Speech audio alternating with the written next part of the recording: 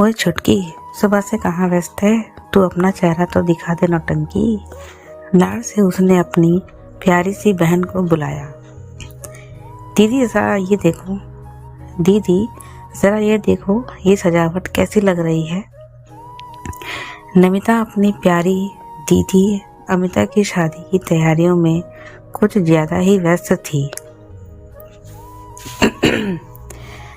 नमिता अपनी प्यारी दीदी अमिता की शादी की तैयारियों में कुछ ज्यादा ही व्यस्त थी। अपनी लाडली बहन की शादी की तैयारी करते हुए नमिता बार बार खिलखिला पड़ती, तो कभी अपनी दीदी को छेड़ती, इधर से उधर दौड़ रही थी। उसे देखकर लग रहा था जैसे वह अपनी दीदी की शादी में अपने सारे अरमान पूरे कर लेना चाहती हो। दीदिया जरा जल्दी करो ना, और देखो जयमाल के लिए ऐसे फूल चुनना जो दिनों तक टिके और महके। दोनों बहनों की हंसी की आवाज माँ के कान में पड़ रही थी और वह बहुत खुश हो रही थी। थोड़ी देर बाद अमिता आई और सजावट की तैयारी में नमिता की मदद करने लगी। उसे थोड़ी जल्दी थी, इसलिए अपनी छोटी बहन नमिता को काम समझाकर वह जल्दी से ऑफिस निकलना चाहती थी। उसने अगले दिन से शादी के लिए छुट्टियां ले रखी थी और आज उसे अपने मंगेतर आशीष से भी मिलने जाना था, क्योंकि फिर रिश्तेदार आने शुरू हो जाते तो शायद उसका बाहर निकलना संभव नहीं हो पाता। अमिता नमिता को काम समझाकर जाने को हुई, तभी उसे अपनी नटखट गुड़िया जैसी बहन पर खूब सारा प्यार आ गया और उसके सिर पर प्यार से हाथ फेरते हुए ढेर सारे चुंबन अंकित कर दिए। अपनी दीदी का प्यार पाकर नमिता और भी खुश और उत्साहित होकर काम करने लगी। दोनों बहनों का प्यार कुछ अनोखा ही था। एक दूसरे के लिए कुछ भी करने को हमेशा तत्पर रहती थी। पिता के आकस्मिक निधन के बाद दोनों एक दूसरे का सबसे बड़ा संबल बन गई थीं और दोनों अपनी माँ आशा जी का भरपूर ख्याल रखती थी। कुल मिलाकर तीनों एक सूत्र में नेह के अटूट बंधन में बंधी हुई थी और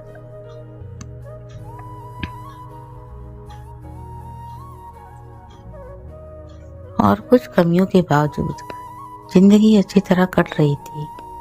दोनों बेटियां माँ को खुश रखने की भरसक कोशिश करती थीं, ताकि उन्हें अपने दिवंगत पति की याद कम आए।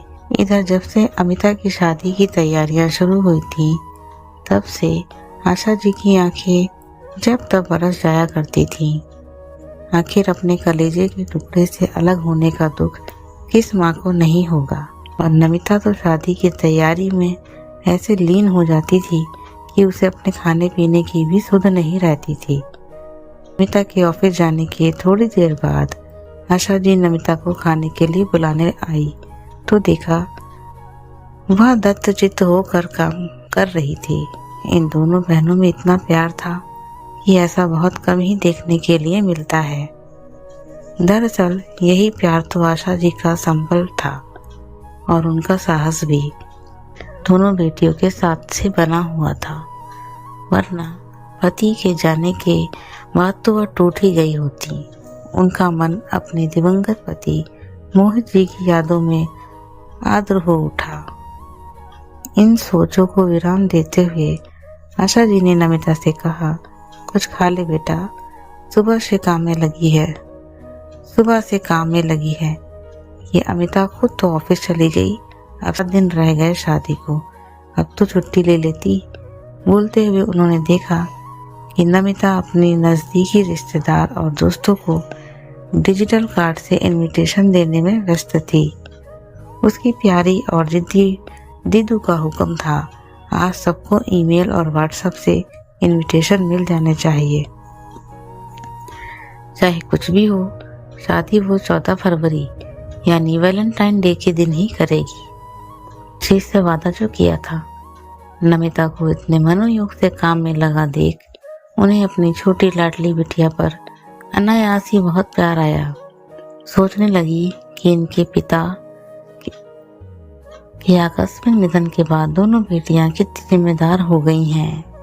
एक दूसरे के साथ तो देती ही हैं, साथ ही घर की अन्य जिम्मेदारी भी दोनों आगे बढ़कर निभाती थी। आज आशा जी के जीने की वजह बनी थी दोनों बेटियां, और उनकी खुशी में ही आशा जी की खुशी थी। ऐसे दोनों बहनों में बहुत प्यार भी था। बड़ी बेटी अमिता बहुत समझदार, जिम्मेदार और थोड़ी नक्सड़ी जिद्दी थी, तो छोटी नमिता बहुत भोली और चंचल। अपनी दीदी पर जान छिड़कने वाली MBA के फाइनल ईयर में थी नमिता, और अपनी दीदी अमिता की तरह मार्केटिंग मैनेजर बन के खूब पैसे कमाना चाहती थी कि अपनी माँ को बहुत आराम से रख सके। पूरी उम्र कटने के बाद वो उन्हें आराम देना चाहती थी। उनका छोटा परिवार आपस में प्रेम के ऐसे मजबूत बंधन में कसा हुआ है। यही सोचकर आशा जी नमिता के लिए कॉफी लाने चली गई। जानती थी अभी जब तक काम खत्म नहीं हो जाता ये नमिता कुछ खाएगी तो नहीं। मम्मा देखो, मैंने कार्ड पर जो फॉर्मेट तैयार किया है उसमें वरमाला की रस्म का डिजिटल फोटो काल्पनिक समायोजन से कुर्सी पर बैठकर करवाते दिखाया है। क्योंकि अभी जीजू के पैर में चोट लगी है तो अभी वह शादी की सारी रस्में बैठकर ही तो करेंगे। और माँ, अगर हमारे रिश्तेदार को सवाल करे तो जवाब पहले से हाजिर है। नमिता ने अमिता और आशीष के होने वाले वरमाला की रस्म और स्टेज की सजावट का स्केच दिखाया, तो जहाँ एक तरफ आशा जी खुश थी कि उनकी बेटी की शादी अपने पसंद के लड़के से होने जा रही थी, वहीं थोड़ी उदास भी थी। काश वो एक्सीडेंट ना हुआ होता। आज वो अपनी बेटी की शादी पर दुगनी खुश हो रही होती। जब उन्होंने अपनी बेटी अमिता से उसके और आशीष के रिश्ते की गंभीरता को परखना चाहा, तो उन्हें पता चला कि उनके दिए हुए संस्कार और परवरिश की छाप उनकी बेटियों पर साफ परिलक्षित हो रही थी। उन्हें अपनी स्वयं सिद्धा माननीय बेटी अमिता पर गर्व हो आया जब उसने कहा, चाहे कुछ भी हो जाए मैं आशीष का साथ नहीं छोड़ूंगी और शादी उसी से करूंगी। उसका पैर भी तो मुझे बचाने की कोशिश में घायल हुआ है, तो भला मैं ऐसे में उसका साथ कैसे छोड़ सकती हूँ। पर बेटा, अभी उसके प्लास्टर कटने और उसे पूर्णतः ठीक होने में बहुत सारा समय लगने वाला है। कम से कम 6 महीने तक तो वह सामान्य तरीके से चल फिर नहीं पाएगा और तुम्हारे मधुमास के दिन यूं ही गुजर जाएंगे। अगर तुम लोग आशीष के पैर थोड़ा ठीक होने के बाद शादी करो तो। आशा जी ने पुनः अपनी बेटी के मन की थाह लेना चाहा। अमिता ने माँ का आशा समझते हुए एकदम से दृढ़ शब्दों में कहा, आपकी बात सही है माँ, लेकिन अभी इस हालात में अगर मैंने शादी की डेट आगे बढ़ाई तो आशीष को बहुत दुख होगा और उसका आत्मविश्वास भी कम हो जाएगा, क्योंकि इससे आशीष के अंदर हीन भावना पनप सकती है। और माँ, रही बात हमारे मधुमास की, तो आप ही तो कहती आई हैं कि विवाह सिर्फ आमोद प्रमोद नहीं बल्कि एक जिम्मेदारी भी है, और जब हम दोनों जीवन भर साथ रहने वाले हैं तो क्या फर्क पड़ेगा जो हम अपना हनीमून शादी के तुरंत बाद न मनाकर कुछ समय बाद मनाएं। मैं आशीष को जरा भी उदास या टूटा हुआ नहीं देख सकती। शादी के बाद मैं उसकी बहुत सेवा करूंगी, फिर आप देखना वह जल्दी अच्छा हो जाएगा।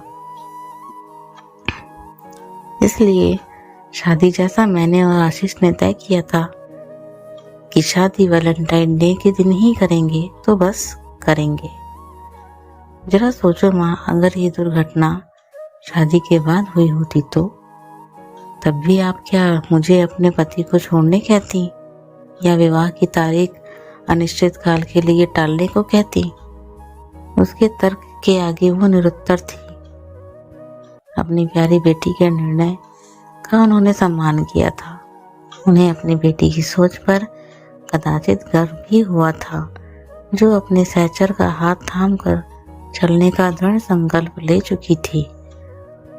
उन्हें याद आ रहा था कि कैसे पैया पैया चलकर अमिता और आशीष का रिश्ता आगे बढ़ा था। उनकी मितभाषी और थोड़ी अकड़ू बेटी किसी लड़के से इस तरह समर्पित प्रेम करेगी, ऐसा तो उन्होंने कभी सोचा ही नहीं था। दरअसल अमिता और आशीष एक ही ऑफिस में काम करते थे और एक ऐसी रुचि और सोच ने कब दोनों को करीब ला दिया, दोनों को पता ही नहीं चला। उन दोनों की कॉफ़ी डेट की मुलाकातें अब डिनर डेट पर तब्दील होने लगी और अमिता अक्सर जब ऑफिस से लेट आने लगी तो आशा जी ने उसे डायरेक्ट कहा कि एक दिन आशीष को घर पर खाने पर बुलाए, वो उससे मिलना चाहती हैं। तो अमिता थोड़ी शर्मा कर माँ के गले लग गई। अगले दिन आशीष उससे मिलने आया तो उसके घर परिवार की बात हुई तो पता चला उसके माता पिता बचपन में ही चल बसे थे और वो अपने भैया भाभी के साथ रहता है। उसके भैया ज़्यादा पढ़ नहीं पाए थे और वह एक किराने का छोटा मोटा दुकान चलाते थे, पर उन्होंने आशीष को अपनी ज़रूरतें कम करके खूब पढ़ाया था और उसकी भाभी एक गृहिणी थी। उनके 2 बच्चे थे, रिंकी और सोनू। कुल मिलाकर संस्कारी परिवार था। उन्हें एक बात थोड़ी खटक रही थी कि आशीष के घर में कमरे कम थे। पूछने पर आशीष ने बताया कि उसने किसी सोसाइटी में 3 बेडरूम वाला फ्लैट बुक किया है और उसका EMI भर रहा है। उसका डाउन पेमेंट उसके भैया आभास ने दिया है और कुछ पैसे भाभी के गहने रिद्धि फाइनेंस के पास गिरवी रखकर लोन लेकर चुकाए हैं। उस फ्लैट का पोजीशन 2 साल बाद मिलने वाला था। यहाँ तक तो ठीक था, पर अमिता को तो बड़े घर में रहने की आदत थी। फिर भी वह आशीष के उस छोटे से घर में रहने को सहर्ष तैयार थी। सच, प्यार इंसान को कितना बदल देता है। उनकी जो लाडो अपने घर में इतने ठाठ से रहती थी, वह आशीष के साथ छोटे घर में रहने से जरा भी नहीं सकुचाई थी। वो अपनी लाडली अमिता को अच्छी तरह जानती थी। उसे बहुत प्राइवेसी और स्पेस चाहिए। इस चक्कर में उसने कभी घर में कोई किराएदार नहीं रखने दिया था और ऊपर छत वाले कमरे में वर्षों से अपना डेरा जमाए हुए थी। यहाँ तक कि वो अपनी छोटी बहन नमिता के साथ भी रूम शेयर नहीं करती थी। तुम अपने घर में इतना फैलकर रहती हो तो वहाँ ससुराल में कैसे रहोगी? जब उन्होंने अपनी शंका खुलकर उन दोनों के सामने रखी तो अमिता ने उन्हें आश्वासन दिया कि शादी के बाद वो लोग कोई किराए का अलग घर ले लेंगे और 2 साल बाद आशीष के फ्लैट का पोजीशन मिल जाएगा। तब उनका पूरा परिवार, भैया भाभी सब मिलकर उस बड़े से घर में साथ साथ रहेंगे। सब कुछ बहुत अच्छा चल रहा था। दोनों बच्चों में अपने प्यार को और खूबसूरत बनाने के लिए वैलेंटाइन डे पर शादी करने का निश्चय किया था और लगभग सारे फ्रेंड्स और रिश्तेदार को वर्बल अनाउंसमेंट हो गया था कि ये लव बर्ड्स 14 फरवरी को एक सूत्र में बंधने वाले हैं। माँ देखो तो यह कार्ड कैसा बना है? नमिता ने पूछा। तब आशा जी जैसे वर्तमान में आई। नमिता ने खाने को मना कर दिया था, इसलिए वह उसके लिए कॉफी बनाने चली गई। आशा जी नमिता को कॉफी देकर खुद भी एक प्याला लेकर थोड़ा सुस्ताने बैठ गई। मन फिर से अतीत के गलियारे में पहुंच गया। रहते हुए भी उसने फिर से नए साल का वो पहला मनहूस दिन याद आ गया जब गई रात आशीष और अमिता पार्टी करके लौट रहे थे और रास्ते में एक जगह सुनसान सड़क पर जब अमिता को उल्टी सी आने को हुई तो शायद कुछ बदहजमी और कुछ वाइन की वजह से हो रही थी। तो आशीष ने बीच रास्ते में गाड़ी रोक दी कि तभी न जाने किसी चोरी लूटमार की वजह से घात लगाए गुंडों ने इन पर धावा बोल दिया। पहले तो आशीष के पैसे, मोबाइल वगैरह छीन लिए, फिर जैसे ही उल्टी करके पलटकर आती हुई अमिता पर नजर पड़ी, वो उसे छेड़ने आगे बढ़ने लगे। वो तो एक गनीमत रही कि तभी अमिता नमिता से फोन पर बात कर रही थी। देर हो जाने की वजह से माँ बेटी को बहुत चिंता हो रही थी, इसलिए लगातार वो अपनी दीदी का अपडेट ले रही थी। इसलिए जैसे ही कुछ अस्फुट शब्द सुनने मिले और अमिता ने दबी जुबान में बताया। उसने तुरंत पुलिस को फोन कर दिया। तब तक अमिता का मोबाइल भी उन गुंडों ने छीन लिया और विरोध करने पर गुंडों ने आशीष को मार मार कर उसकी एक टांग तोड़ डाली। बात का दृश्य तो बहुत ही करनादायक था। पुलिस नमिता के फोन पर वहां पहुंचकर गुंडों को तो पकड़ ले गई, पर आशीष की हालत बहुत खराब हो गई। डॉक्टर बहुत कोशिश करते रहे पर बायां पैर पार्शियल पैरालिटिक हो गया, वो भी अनिश्चित काल के लिए। हॉस्पिटल में अमिता ने उसकी बहुत सेवा की। फिर उसके बाद जब डिस्चार्ज होकर वो घर आया तो वहां अमिता ने पहले ही सारा इंतजाम करवा रखा था। अमिता तो चाहती थी कि आशीष को अपने घर लेकर जाए, पर आशीष नहीं माना और वो अमिता से बार बार विनती करने लगा कि वो आशीष को उसके हाल पर छोड़ दे और किसी और से शादी कर ले। इधर आशीष के घर वाले उसे प्यार तो बहुत करते थे, पर इस आकस्मिक अनहोनी से बहुत परेशान थे। उन्हें भी अमिता पर बहुत विश्वास था और उसकी बात से सहमत थे कि शादी नियत दिन में ही होगी। इससे आशीष का खोया मनोबल लौटेगा और उसके मानसिक संबल से हो सकता है जल्दी ठीक हो जाए। अमिता सबके सामने तो सामान्य दिखने की कोशिश करती, पर अकेले में उसका दिल चित्कार कर उठता था कि काश उस दिन ये दुर्घटना ना हुई होती थी। पर वह हिम्मती लड़की थी। अगले ही पल दुगने साहस से भरकर उठती कि वो शादी जरूर करेगी और आशीष को अपने प्यार और सेवा से बिल्कुल पहले जैसा कर देगी। फिर शादी की तैयारियों में लग जाती। वो चाहती थी कि आशीष को जरा भी ऐसा महसूस नहीं होना चाहिए कि उसके साथ ये हादसा हो गया है। वो शादी के तामझाम में कोई कमी नहीं आने देगी। आशीष के सारे सपने पूरे होंगे। वो जीवन साथी होने का सारा फर्ज निभाएगी। शादी को अब सिर्फ चंद दिन रह गए थे। कुछ मेहमान जैसे अमिता के मामा जी और बुआ जी आ चुके थे। उस रात अमिता ने नमिता को अपने पास सोने के लिए बुलाया तो नमिता दीदू के पास सोने को खुशी से उछल उछल कर आ गई। रात में उसके बालों में हाथ फेराते हुए अमिता ने बड़े गंभीर शब्दों में कहा, नमिता, मैं आज जब आशीष से मिलने गई थी तो वो थोड़ा और परेशान दिखा। उसकी भाभी अपना कमरा मेरे और आशीष के लिए खाली कर रही थी ताकि हम शादी के बाद उस कमरे में रहें, और खुद भंडारे वाले कमरे को बेडरूम बनाने की तैयारी कर रही थी। तो मुझे बहुत अजीब सा लग रहा था। तो दीदू, अब आप क्या करोगे? आप जीजू को शादी के बाद यहीं क्यों नहीं रख लेते? कितना तो बड़ा घर है हमारा। अमिता की आंखों में एकदम से चमक आ गई। वही तो मैं सोच रही थी मेरी चुटकी, पर मम्मा वो नहीं मानेंगी यार। अमिता उदास होकर बोल पड़ी, ये लड़की भी ना, कितनी बार कहा शादी के पहले थोड़ा उपटन लगा ले। ऑफिस की आपाधापी में अमिता अपना ध्यान कहाँ रख पाती है। बड़बड़ाते हुए आशा जी ने हल्दी चंदन का उपटन लेकर ऊपर अमिता के कमरे की तरफ आते आते दोनों बहनों की बातें सुन ली। थोड़ी देर को ठिठक गईं, फिर कमरे में प्रवेश किया। ये सही रहेगा अमिता बेटा, यहाँ रहकर आशीष की देखभाल अच्छे से हो जाएगी और मेरी भी चिंता दूर हो जाएगी कि ससुराल में मेरी बेटी कैसी है। हंसते हुए जब आशा जी ने कहा तो दोनों बेटियां उनसे लिपट गईं। पर मम्मा, हमारे रिश्तेदार वगैरह क्या बोलेंगे? नमिता ने आशंका जताई तो आशा जी ने उसे आश्वासन दिया कि वो सब संभाल लेंगी। अगले दिन कुछ रिश्तेदार आ चुके थे। आशा जी ने सबके सामने पूरी बात रखी और अपना निर्णय सुनाया, जिसकी सबने सराहना की।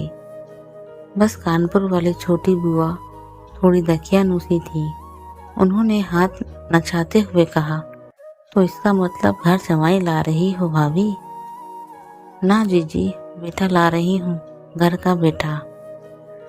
और नहीं तो क्या, जब बहू घर की बेटी हो सकती है तो दामाद घर का बेटा क्यों नहीं?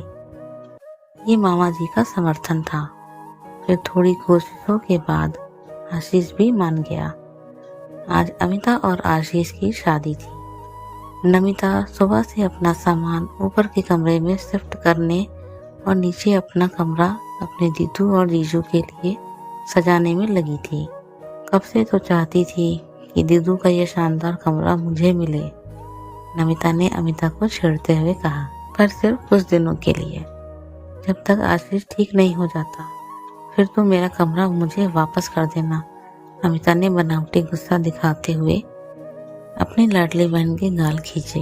पर दीदिया, तेरी याद बड़ी आएगी रे, तेरे बिना रहने की आदत जो नहीं है। और भावुक हो गई छोटी बहना तो बड़ी बहन उसे कस के गले लगा लिया। थोड़ी दूर खड़ी बिजली की झालरें ठीक करवाते हुए आशा जी दोनों बहनों की प्यार भरी नोक झोंक सुनकर मुस्कुरा उठी। उन्हें अपनी बेटी अमिता नाज हो आया, जो प्यार का सही अर्थ समझ रही थी और जीवन साथी का साथ निभाने का हौसला भी रखती थी।